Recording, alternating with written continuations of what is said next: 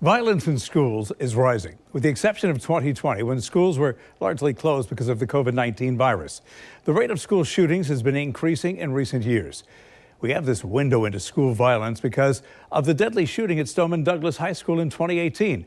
It happened on this day 4 years ago. That's when groups really began collecting this kind of data. When it comes to the recent spike in shootings, the question is, why now? While there was limited classroom activity and most students were home learning remotely, school shootings declined. Looking at data compiled by Education Week, that reprieve would only be temporary. The numbers bear that out. Education Week started tracking school shootings in 2018.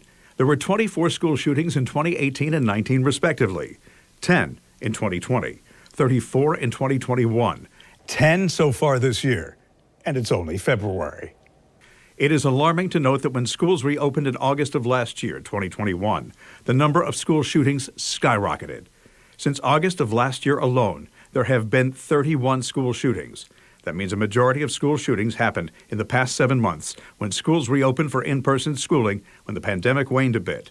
Experts call that an alarming pace of school gun violence. Those who study criminal activity say they've noticed a spike in violence in general and attribute it to two things: the pandemic and social unrest, and they say it's trickling down to our children.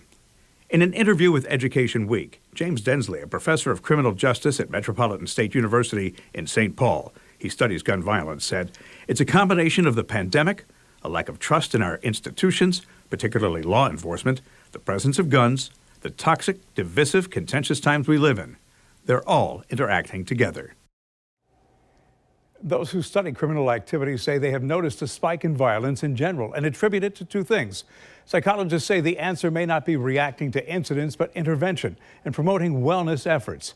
They say people have to realize things have changed, times have changed,